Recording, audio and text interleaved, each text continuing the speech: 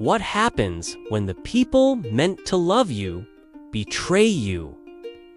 This is the powerful story of Joseph, a boy forgotten by his family, but never forgotten by God. Stay with me to the end.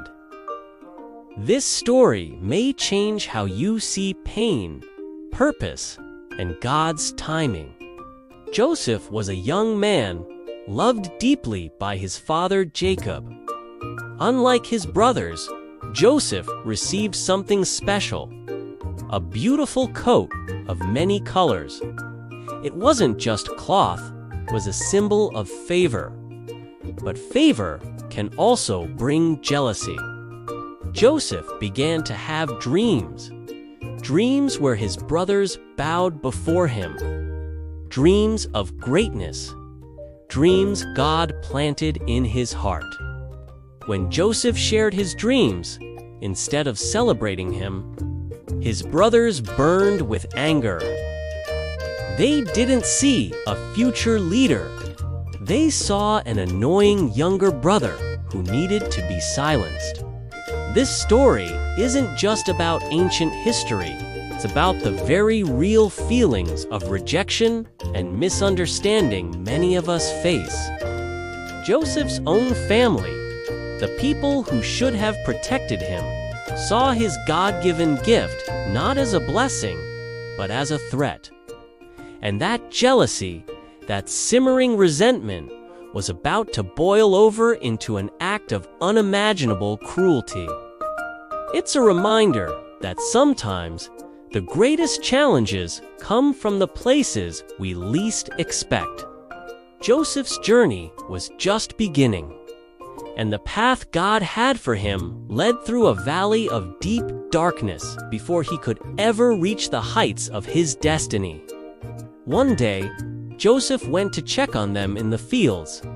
It was the day everything changed. They saw him from a distance and said, "Here comes the dreamer. Let's get rid of him." They tore off his beautiful coat, the symbol of his father's love. They threw him into a deep, empty pit. And while Joseph cried for help, they sat and ate. Their hearts were that hard.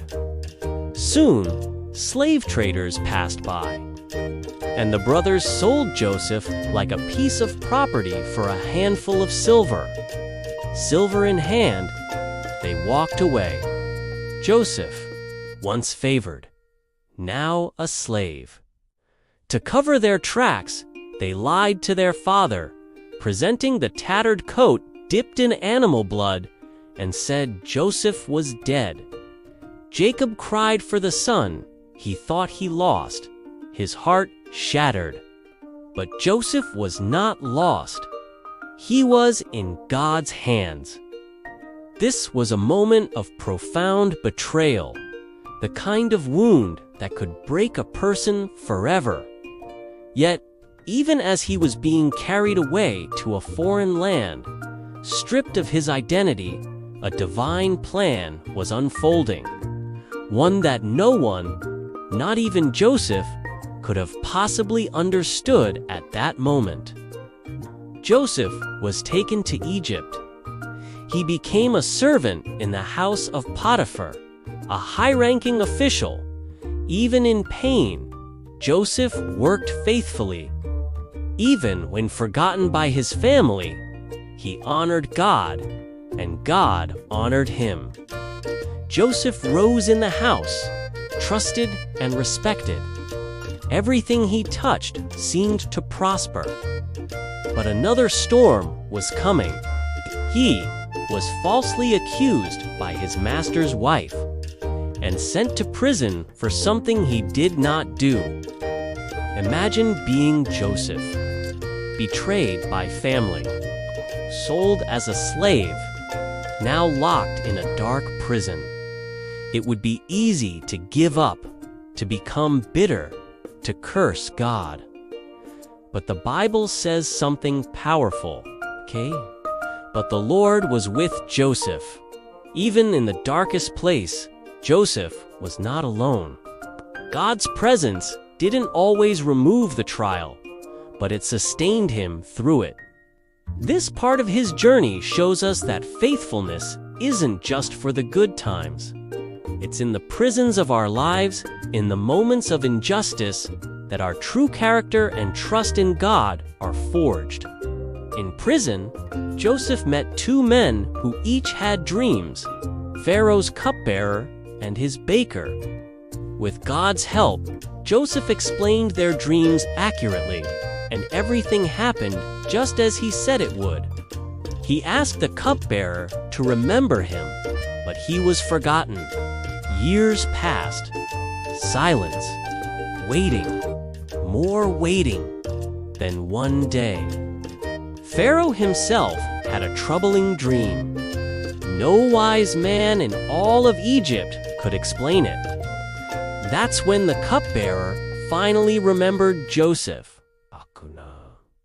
Joseph was brought from the dungeon and stood before Pharaoh. He didn't take credit. He said, "I cannot do it. A God can." God gave Joseph the wisdom to interpret the dream, revealing a coming famine. Joseph not only explained it, he laid out a brilliant plan to save Egypt. And just like that, the slave became second in command of the entire nation. From the pit to the palace. Not by luck, not by chance, but by God's perfect unfolding plan. Then came the moment Joseph never expected. A severe famine spread across the land, and his brothers arrived in Egypt, hungry and desperate for food. They bowed before him, not recognizing the powerful Egyptian ruler as the brother they had sold into slavery years ago.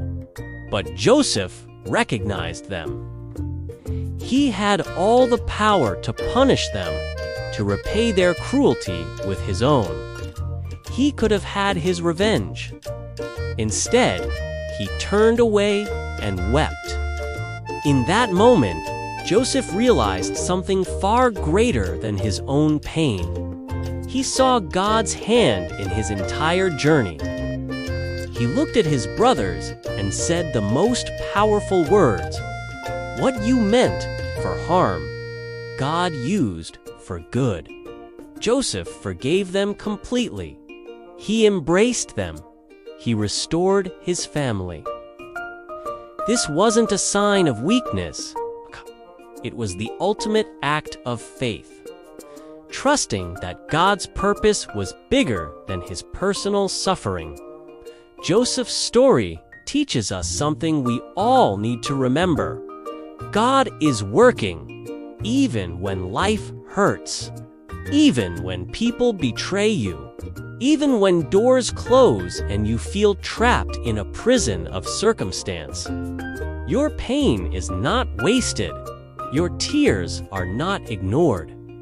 God sees you in the pit. He is with you in the prison, and He is orchestrating your promotion. Like Joseph, God may be preparing you for something greater than you can possibly imagine. Trust His timing. Trust His plan, even when it doesn't make sense. If this story touched your heart, subscribe to Stories from the Bible for more powerful and faith-building stories. Because God is still writing beautiful endings.